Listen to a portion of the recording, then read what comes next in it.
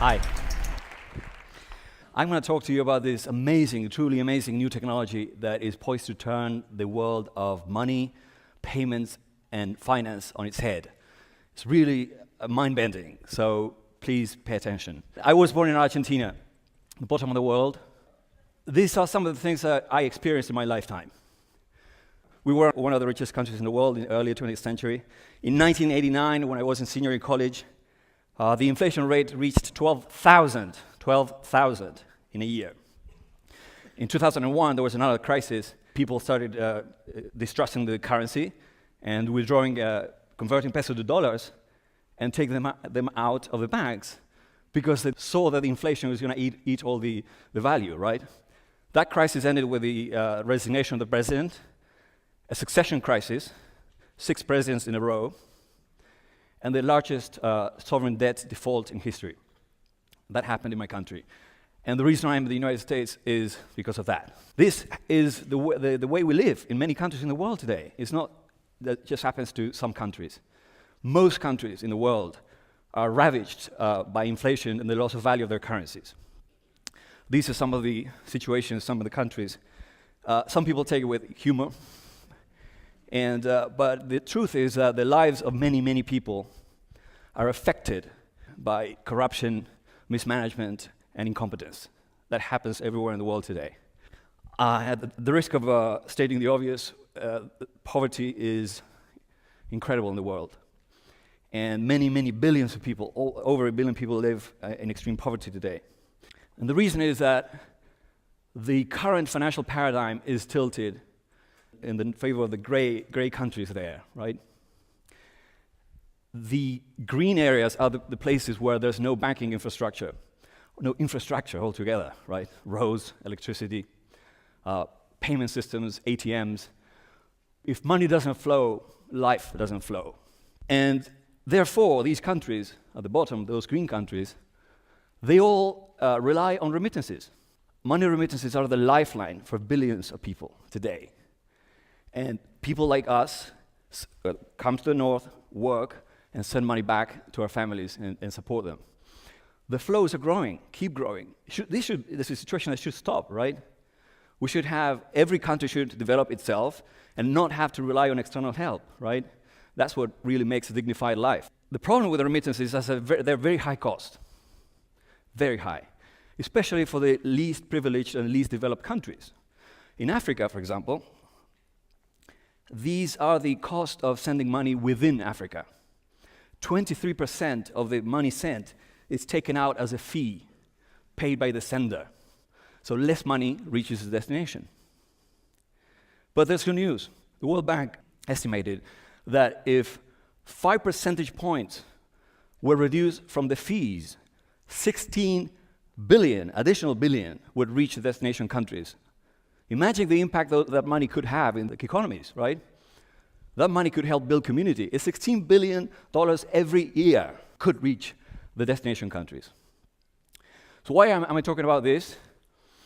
Because this new technology can help with all of these things.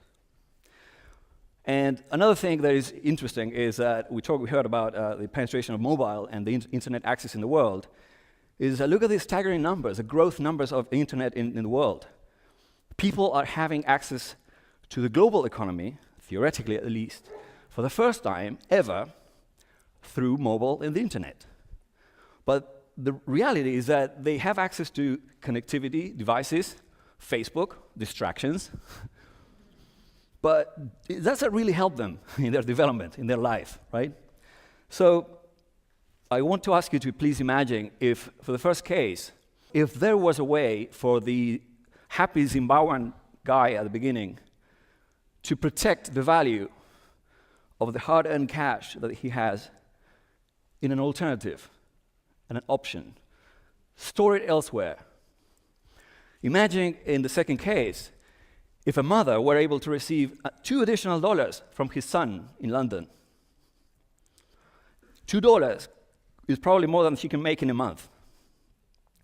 And imagine if there were a merchant anywhere in the world, and I know many of those, that could collect payments from anywhere in the world via a mobile phone. That is possible today.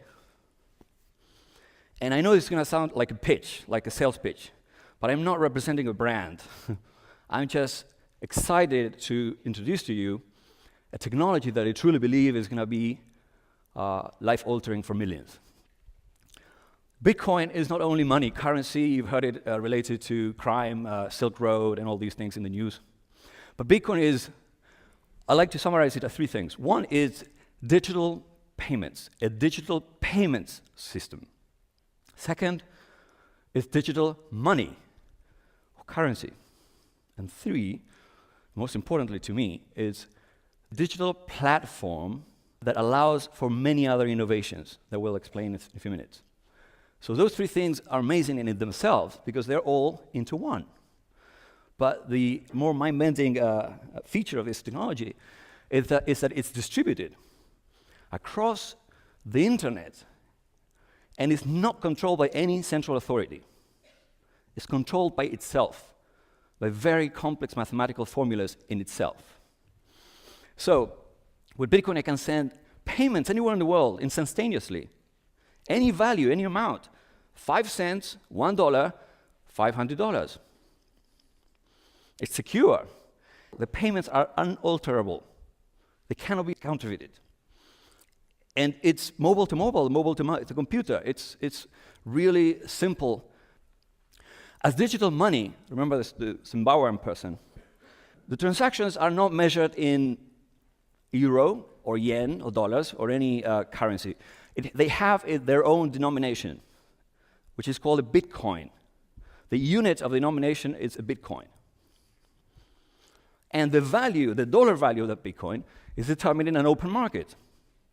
It's just as any other foreign currency that we know today. You know, there's a currency pairs in every country, right? So, and it's counterfeit proof, and there's no inflation because the rate of growth of the Bitcoins in circulation and the total are capped, are predetermined by the technology itself.